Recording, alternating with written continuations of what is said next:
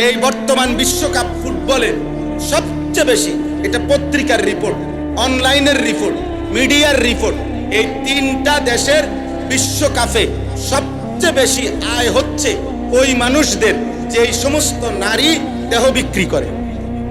হ্যাঁ, এটাই ওই বেশ্যা, ওই পতিতা নারী, সেই হচ্ছে বিশ্বকাপ উপলক্ষে সবচেয়ে বেশি উপার্জনকারী। খামখেয়ালি করেন না কেউ।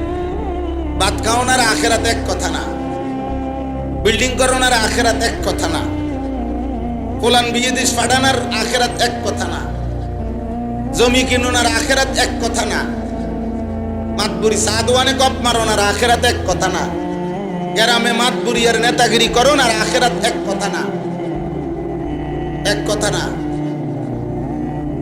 এটা ভিন্ন বিষয়। আখেরাত, আখেরাত ঈমানের দ্বারা করতে হয়, আখেরাত সেজদার দ্বারা করতে হয়, আখেরাত আল্লাহ তাআলার গোলামির দ্বারা করতে হয়।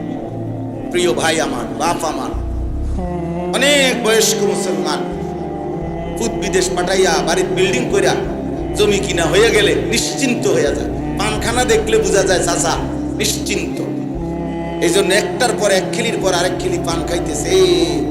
কেন খায়, কতক্ষণ খায়, টেনশন নাই।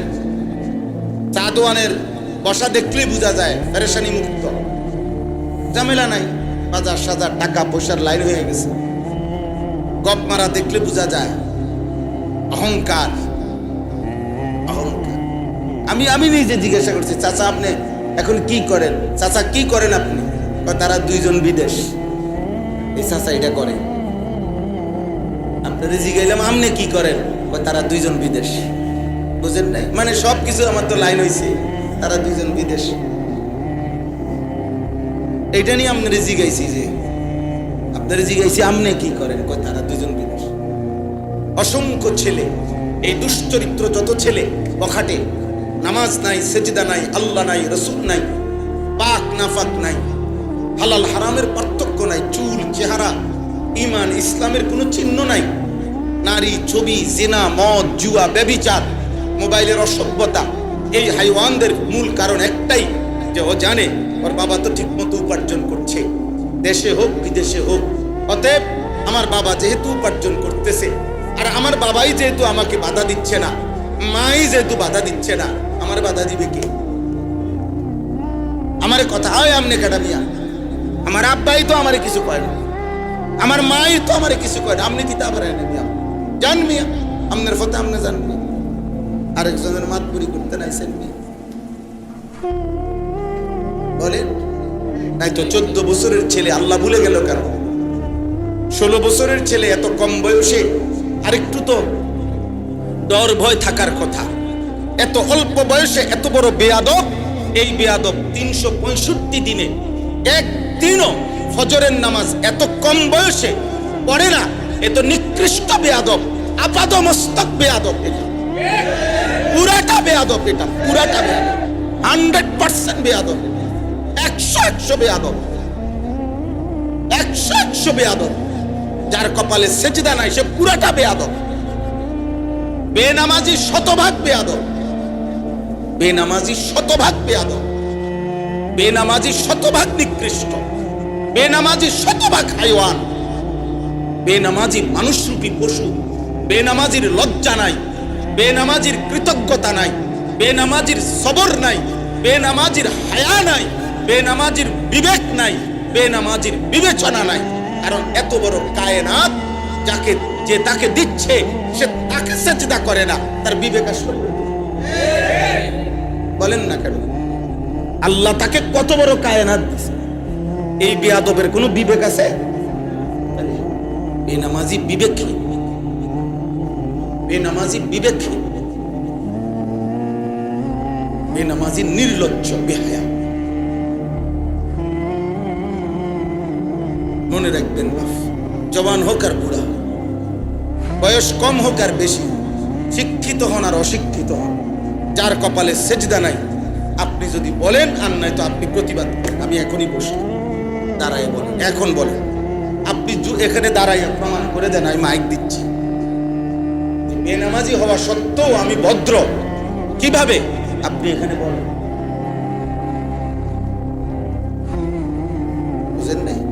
যেই কোনো মানুষ অকৃতজ্ঞকে, পৃথিবীর এটা নিয়ম, এটা যে অকৃতজ্ঞকে মানুষ বলে তুই বেটা মানুষে না বেটা, তোরে আজকে 3 বছর বেটা লগে রাখছি, সুখে দুঃখে বিপদে আপদে যখন যা লাগছে তোরে দিছি বেটা, আজ তুই 3 বছর 5 বছর পরে এখন তুই আমারে চেনস না বেটা, তুই বেটাটা মানুষে না বেটা, এটা বলে না মানুষ। অকৃতজ্ঞকে মানুষ কি স্বীকার করে না? মানুষ স্বীকার করে না। তাহলে আল্লাহ তাআলা এত বড় কায়নাত দিয়ে যার কাছ থেকে সেজদা পায় না সে অকৃতজ্ঞ না? তো ও মানুষকে বলেন না কেন? ও মানুষ কিভাবে? মানুষ কিভাবে? ও মানুষ কিভাবে? এজন্য দোস্ত, এজন্য বাপ ছেলেকে মানুষ বানায়। মানুষ হওয়া এক কথা, আর অর্থনৈতিক প্রাণী হওয়া ভিন্ন। এক হলো মানুষ, আর এক হলো উপার্জনকারী প্রাণী। এক হলো আমনের ফুত মানুষ হইছে, আর এক হলো আমনের ফুত উপার্জন করে, রোজগার পয়সা কামাই করে।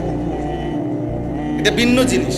শুধু টাকা রোজগার করা, পয়সা রোজগার করা, উপার্জন করা, এতটুকুর নাম জীবন নয়। এটার নাম সফলতা নয়, এটার নাম ভদ্রতা নয়, এটার নাম শিক্ষিত নয়, এটার নাম না। বরং অনেক অসৎ চরিত্রহীন মানুষও কোটি কোটি টাকা, মিলিয়ন মিলিয়ন বিলিয়ন ডলার আয় করে। এই বর্তমান বিশ্বকাপ ফুটবলে সবচেয়ে বেশি, এটা পত্রিকার রিপোর্ট, অনলাইনের রিপোর্ট, মিডিয়ার রিপোর্ট, এই 3টা দেশের বিশ্বকাপে সবচেয়ে বেশি আয় হচ্ছে ওই মানুষদের যে এই সমস্ত নারী দেহ বিক্রি করে। হ্যাঁ, এটাই ওই বেশ্যা, ওই পতিতা নারী, সেই হচ্ছে বিশ্বকাপ উপলক্ষে সবচেয়ে বেশি উপার্জনকারী।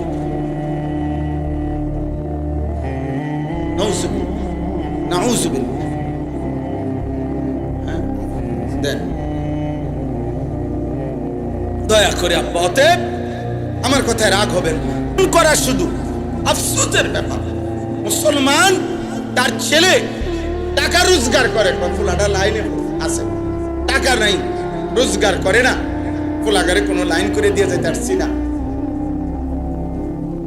উনি বুঝাইতেছে লাইন করে দিছে, লাইন মানে টাকার ব্যবস্থা হয়েছে, আর ছেলেগার কোনো লাইন করতে পারছে না, মানে কি টাকার কোনো ব্যবস্থা নেই। এই জীবন, আমরা এই মুসলমান।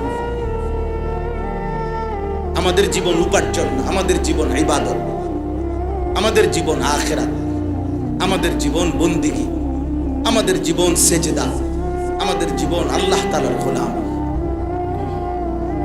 আব্বা, এটাই সত্য, এটাই বাস্তব। ছেলেরা বাপ বুঝতে শেখো। প্রতিদিন আফসোস হয় না, লক্ষ লক্ষ ছেলের কোনো অভিভাবক নেই, বন্ধু আছে, অভিভাবক নেই, অসৎ বন্ধু, অসৎ বন্ধু। যে যাকে গুনার কাজে প্ররোচিত করে, যে যাকে গুনার কাজে সহযোগিতা করে, আল্লাহর কসম, কোরআনের ভাষায় সে বন্ধু না, সে শয়তান। সত্য কথা। কোরআনুল কারীম আল্লাহ তাআলা বলছেন সে শয়তান, শায়াতিন আল ইনসি ওয়াল জিন। কোরআন কারীম আল্লাহ বলছে প্রত্যেক নবীর বিপরীতে, প্রত্যেক নবীর বিপরীতে 2 ধরনের শয়তান থাকে, এক হলো মানুষ শয়তান, এক হলো জিন শয়তান। লিকুল্লি নাবিয়িন আদুওয়া, প্রত্যেক নবীর দুশমন হয়, শত্রুর হয় 2টা, এক হলো মানুষ শয়তান, এক হলো জিন শয়তান। এজন্য পাপীকে, যে মানুষ পাপ করে কিংবা পাপের সঙ্গী হয় কিংবা পাপের সহযোগিতা করে কিংবা পাপ কাজে মানুষ তার উপরে নির্ভর করে, খোদার কসম সে শয়তান। 3 জিনিস, পাপী, পাপীর সঙ্গী, 2 এই পাপ করতে গিয়ে সে যার উপরে নির্ভর করেছে, যার শেল্টারে সে পাপ করে। হ্যাঁ, কোরআনুল কারীমে স্পষ্ট আছে, আপনি শুনেন, আমি কোরআন থেকে বলি। কোরআনুল কারীমে আছে আল্লাহ তাআলা হাসরের দিন বলবে ফেরেশতাদেরকে যে হে আমার ফেরেশতারা, পাপীদেরকে 3 জন একসাথ করো। 3 জন, প্রত্যেক পাপীকে 3 জন একত্র করো। 3 জন কি? 1 নাম্বার আল্লাযীনা যালামু, যারা পাপ করেছে। 2 নাম্বার ওয়া আজওয়াজাহুম, তাদের পাপ কাজে যারা সঙ্গী হয়েছে। 3 নাম্বার ওমা কানু ইয়াবুদুনা মিন দুনিল্লাহ, পাপ করতে গিয়ে আমি আল্লাহকে বাদ দিয়ে যার উপরে নির্ভর করেছি। আল্লাহ বলেন এই 3 বেঈমানকে একসাথ করে ফাহদুহুম ইলা সিরাতিল জাহিম, জাহান্নামের রাস্তা দেখায়। কোরআন শরীফের সূরা সাফফাতের আয়াত, সরাসরি আয়াত। পাপী, পাপীর সঙ্গী এবং পাপটা সে আপনি শেল্টার দিছেন। ওবা এলাম সমান করে এলাম, পরে আমি দেব, বুঝেন না? জিডা পাই মাথাটা ফাটাইলে বেড়াই 2-4-20 জন যদি সেভ করতে না পারি, কি ঘাস কাটি নি বেড়া এলাকা। আজ এতদিন ধরে চুরি করি, এত টিয়া জমাইলাম, তোর মতো 2-4-20 জন যদি সেভ করতে না পারি, কি রে কি না, আমি এটা কইলাম না, বুঝেন না? ফালাই দেবে না, 2-4টা ফালাই দিত, পরে দেখ উহশুরুল্লাযীনা যালামু ওয়া আজওয়াজাহুম ওমা কানু ইয়াবুদুনা মিন দুনি, একদম স্পষ্ট ভাঙ্গা বলছে না, পাপীকে একত্র কর, পাপীর সঙ্গীকে একত্র কর, আমি আল্লাহকে বাদ দিয়ে সে যার উপরে নির্ভর করত তাকে একত্র কর। ফাহদুহুম ইলা সিরাতিল জাহিম, এই 3 জনকে একত্রে জাহান্নামের পথ দেখায়। আরো আছে, এরপরে আল্লাহ তাআলা বলবেন যখন ফেরেশতারা ওই 3 নাফরমানকে একত্রে জাহান্নামের দিকে নিয়ে যাবে, জাহান্নামের রাস্তার মুখোমুখি যখন হবে, আবার আল্লাহ ডাক দিবে। আল্লাহ ফেরেশতাদেরকে বলবে ওয়াকিফুহুম, এই ফেরেশতারা এই 3 বেঈমানকে দাঁড় করা, একটু দাঁড় করাও। ইন্নাহুম মাসউলুন, আমি আল্লাহ এখন একটু জিজ্ঞেস করব, আমি একটু জিজ্ঞেস করব, আমি আল্লাহ জিজ্ঞেস করব, কেন পাপ করলা, কেন সহযোগিতা করলা, তোমার উপরে কেন নির্ভর করলো, বলো। 3 জন উত্তর দাও। এই একজনকে বলবে তুমি কেন পাপ করলা, আরেকজনকে বলবে তুমি কেন সহযোগিতা করলা, আরেকজনকে বলবে তোমার উপরে কেন নির্ভরশীল হলো পাপ করতে গিয়ে, নাফরমানি করতে গিয়ে। হত্যা, খুন, সন্ত্রাসী, চাঁদাবাজি, ধর্ষণ, ব্যভিচার, সুদ, কিস্তি, মদ, জুয়া। আল্লাহর নবী সাল্লাল্লাহু আলাইহি ওয়াসাল্লাম বলেছেন লানাল্লাহুল খামরা, মদের উপরে আল্লাহর লানত। ওয়া শারিবাহা, মদ যে পান করে তার উপরে আল্লাহর লানত। ওয়া বাইআহা, মদ যে বিক্রি করে তার উপরে আল্লাহর লানত। ওয়া মুবতাআহা, যে ব্যক্তি মদ ক্রয় করে তার উপরে আল্লাহ তাআলার লানত। ওয়া আসিরাহা, যে মদের ফ্যাক্টরি দেয় তার উপরে আল্লাহর লানত। ওয়া মুতাসিরাহা, ওটাকে মদ হিসাবে রূপান্তর করে যে তার উপরে আল্লাহর লানত। ওয়াল হামিলা আলাইহা, যে মদের গাড়ি, মদের বোঝা, মদের ফোজা বহন করে তার উপরে আল্লাহর লানত। মদের চারদিকে, নেশার চারদিকে যে জড়ে আছে সবগুলোর উপরে আল্লাহর লানত, আল্লাহর লানত, আল্লাহর লানত। নবীজি বলছে আল্লাহর লানত, লানত সবটির উপরে লানত। এই পুরা প্রকল্পের সাথে যতজনের সব, গাড়ি হোক, হেলপার হোক, বুঝেন নাই? সবটা পুরা পুরা প্রকল্প, মাদকের পুরা প্রকল্পের উপরে, নেশার পুরা প্রকল্পের উপরে আল্লাহ লানত।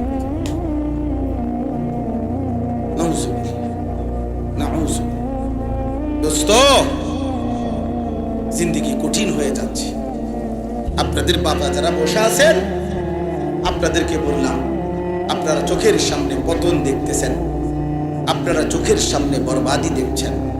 আপনারা আপনাদের যুব সমাজ, আপনাদের কিশোর নওজোয়ানের অধপতন চোখে দেখে দেখে আপনারা বসে বসে আপেল মালটা খাইতেছেন, পান, সিগারেট, বিড়ি খাইতেছেন। আপনাদের কোনো সাড়া নাই, শব্দ। বিল্ডিং করতেছে, এটার উপরে বুঝাইছে কি কি মাল আনছেন করতে, ইট আনছেন করতে, সিমেন্ট আনছেন করতে, কত করে সিমেন্ট? 535। দূর ব্যাগ 520 করে শিক্ষেরা ডাকে। আমার কইতেন আমি প্রতি ব্যাগে আমাদের 2 টাকা করে লাভ করে দিতাম। আরে ভাই, আমি তো আসলে জানছি না, এই ধরাটা খাইলাম, 2 টাকা করে লস খাইলাম। এই চলছে কথা, সিমেন্টের উফে, বালুর উফে, ইটের। ছেলে এক ওয়াক্ত নামাজ পড়ে না, মেয়ে পর্দা করে না, স্ত্রী পর্দা করে, ঘরের সদস্য 6 জন আল্লাহর কোরআন পড়তে পারে না একজন, ঘরের সদস্য 8 জন ফজরের নামাজ পড়ে না একজন, মেয়েগুলোর কারো পর্দা নাই, ছেলেগুলোর কারো সেজদা নাই, চুল দেখলে বোঝা যায় না মুসলমানের সন্তান না বেঈমানের সন্তান, গায়ের গেঞ্জি দেখে বোঝা যায় না মুসলমানকে পছন্দ করে না বেঈমানকে পছন্দ কি রে আপনার। এইভাবে মানুষের পরিচর্যা বাদ দিয়া, মানুষের প্রতি যত্ন বাদ দিয়ে আমরা এখন ব্যস্ত বস্তুর প্রতি। এজন্যই বর্তমান যুগকে বস্তুবাদের যুগ, বস্তুবাদীটাই এখানে প্রধান, এখানে বস্তুই মেয়ে। কেমন হইলো ভাই সোফাটা, কেমন বিশ্বাস করেন নিজে দাঁড়ায় থেকে আছে, এটা মানে একজন আরেকজনদের শুনছি। $4 দিন ভাই আমি নিজে দাঁড়ায় আছি, একটা লোক রাখছি, 4টা সুরকি, একটা সিমেন্ট, একটা বালু, ওই যে মাল বানায় যে এটার মধ্যে, যাতে করে ভুল না হয় তারে কইছি তুই শুধু খেয়াল রাখবি সুরকি কোনো 4টার জায়গায় 3টা দেয়, একটা সুরকি যদি কম হয় বিল্ডিং কিন্তু দুর্বল হয়ে যাবে, ছাদ দুর্বল। এজন্য এত যত্ন, এত যত্ন, শেষ মুহূর্ত পর্যন্ত প্রত্যেকটা গুণা লোহার মধ্যে, আরে আপনার বানছে কিনা এগুলোর রডের তলে দিয়ে ছোট ছোট এগুলো দেয় যে ব্লক, প্রত্যেকটার মধ্যে ব্লক দিছে কিনা কোন 50%, একটা ব্লক যদি কম হয় ছাদ ডালাই দুর্বল হয়ে যাবে। মানে ছাদের জন্য এই পরিমাণ নজরদারি যে একটা গুণা বোঝেন তো না, যেটা বাঁধে এই গুণা যাতে ছুটে না যায়, একটা ব্লক যাতে ছুটে না যায়। আমার একজনে বলছে হুজুর এই পুরাটা বিল্ডিং এর আস্তরের সমস্ত বালু ধুইয়া শুকাইয়া এরপরে আস্তর করছে, বালু ধুইয়া। আমি বললাম যে অবশ্যই এটা উত্তম কাজ করছেন, বালু ধুইয়া নিছেন যাতে বালুর মধ্যে বালু না থাকে, নাহলে বালু ধুইছে কিন্তু যাতে বালু না থাকে। বুঝলাম আর মানে বুঝাইলাম আর, চিন্তা করেন না আপনি, আপনি কি বুঝাটা বুঝলেন দুনিয়া, আপনি কেমন বুঝা বুঝলেন, বালু পর্যন্ত ধুইয়া দিলেন, আপনি একটা একটা গুণা নিজে যাচাই করলেন, একটা একটা ব্লক যাচাই করলেন। আপনার ছেলেটা আব্বা এই বিল্ডিং এর নিচে, এই বিল্ডিং এই কষ্টের ঘাম ঝরানো এই ভবনের নিচে যে ছেলেটা ঘুমাবে ও সারা রাত উলঙ্গ ছবি দেখে মোবাইলে, যেই মেয়েটা ঘুমাবে ওই মেয়েটা আরেকটা ছেলের সাথে হারাম প্রেম করে, যেই মহিলাটা ঘুমাবে এই মহিলাটা বাজারে বাজারে বেপরদা ঘুরে, এই নাফরমানদের জন্য নিয়ে এই বিল্ডিং করবে। আফসোস বেটা তোর উপার্জনের উপরে, আফসোস বেটা, দুর্ভাগ্য বেটা, ঠিক বেটা, ঠিক বেটা তোর কামাইয়ের উপরে, এমন বিল্ডিং এর উপরে ঠিক বেটা, আফসোস। বিল্ডিং এর মধ্যে মানুষও থাকে, বিল্ডিং এর মধ্যে ছাগলও থাকে। ইউরোপ আমেরিকার মধ্যে বিল্ডিং এ সম্পূর্ণ শীতাতপ নিয়ন্ত্রিত বিল্ডিং এর মধ্যে শূকর পালে, মানে বেড়ার ঘরে শূকর পালে না, বুঝেন নাই কথাটা, কুকুর পালে, ছাগল পালে। আমি এইবার কোরবানির ঈদ এক ভদ্রলোকের বাসায় গেছিলাম, উনার নিচতলায় উনি থাকে, দোতলায় এক কোনায়। আমি বলছি এই সাইডে কি আঙ্কেল? বলছে এখানে আমি কতগুলো ছাগল পালি। আমি বললাম দেখেন মাশাআল্লাহ, ইজ্জত আল্লাহর হাতে, আল্লাহ ছাগলকে ইজ্জত দিছে, ছাগল দোতলায় থাকে, আল্লাহ মানুষকে ইজ্জত দিছে, মানুষ নিচতলায় থাকে। আল্লাহর ইচ্ছা, আল্লাহ ইজ্জত দিলে থামাইবে কি? আল্লাহ ছাগলকে কত বড় সম্মান দিছে যে ছাগল দোতলায় থাকে, মানুষ নিচতলায় থাকে। তাহলে বিল্ডিং এর দোতলায় ছাগলও থাকে। আব্বা চলেন, অতএব দিন আমাদের জন্য, আমি এই কথাই আমার ঘুরে ফিরে কথাই, আখেরাত ইবাদত, এই মাদ্রাসাগুলো আখেরাতের জন্য, এই মাদ্রাসাগুলো ইবাদত শেখায়, এই মাদ্রাসাগুলো আখেরাত শেখায়। এই জন্যই আপনি এখানে, আপনি যেই দোকানে যেই পণ্যের জন্য গেছেন ওই পণ্য খোঁজেন, আপনি অন্যটা বলছেন কেন? আপনি মুদি দোকানে ওষুধ পাচ্ছেন না, আপনি ফার্মেসিতে মুদি মাল পাচ্ছেন না, তো সেটা আপনি বলবেন কেন? আপনার বিবেক নেই। তো মাদ্রাসা বানানোই হয়েছে আখিরাতের জন্য, মাদ্রাসা বানানোই হয়েছে সেজদার জন্য, মাদ্রাসা বানানোই হয়েছে ইবাদতের জন্য, মাদ্রাসা বানানোই হয়েছে কোরআন শিখবার জন্য, মাদ্রাসা বানানোই হয়েছে রবকে চিনার জন্য। কোরআনে স্পষ্ট আছে, বিশ্বাস করেন, সূরা নিসাতে আছে, কুনু রব্বানিয়িন বিমা কুনতুম তুআল্লিমুনাল কিতাবা ওয়া বিমা কুনতুম তাদরুসুন। আল্লাহ তাআলা বলতেছেন, যেহেতু তোমরা একদল কোরআন পড়াচ্ছ, আরেক দল কোরআন পড়ছ, তোমাদের উভয় দলের প্রতি আমি আল্লাহর আদেশ, কুনু রব্বানিয়িন, তোমরা রবওয়ালা হও, আল্লাহওয়ালা হও, আল্লাহওয়ালা হও, আল্লাহওয়ালা হও। খোদার কসম, এটা কোরআন শরীফের আয়াত। আর কেমনে কইতো বাংলা? আপনারা আর কেমনে বুঝাইতো? বলেন না, আপনারা আর বুঝাইতো কেমনে? আল্লাহ তাআলা বললেন, আরে আমাগো ভদ্রলোকদের মাথা চোখে ঘুম নাই, আমগরে নিয়ে পেরেশানি, মাদ্রাসাকে আরো আধুনিকায়ন করো, মাদ্রাসাকে আধুনিকায়ন। এটার মধ্যে আপনার সমস্ত কিছু, মাদ্রাসাই একমাত্র প্রতিষ্ঠান যেখানের বাচ্চা ডাক্তারও হইতে হবে, ইঞ্জিনিয়ারও হইতে হবে, রাজমিস্ত্রিও হইতে হবে, কাঠমিস্ত্রিও হইতে হবে, দুনিয়াও শিখতে হবে, অন্যান্য আখিরাতও শিখতে হবে। কারণ এই বেটার দায়িত্ব সব শিখা। কিন্তু ডাক্তার ইঞ্জিনিয়ার না হলেও চলবে, ইঞ্জিনিয়ার ডাক্তার না হলেও চলবে। দুনিয়ার সমস্ত কর্মস্থলের ব্যক্তি যেটা শিখছে ওইটার কর্ম করে, এত অসুবিধা নাই। অসুবিধা শুধু আমগরে লইয়া। আমাকে আমার রব বলছে রবওয়ালা হইতে, আমাকে আমার রব বলছে রবওয়ালা হইতে, আখিরাতওয়ালা হইতে। তো আমি সেটাই বুঝছি কিনা? আপনি সেটা না দেন। আমার মধ্যে আখিরাতের ঘাটতি দেখলেন আপনি আফসোস করবেন।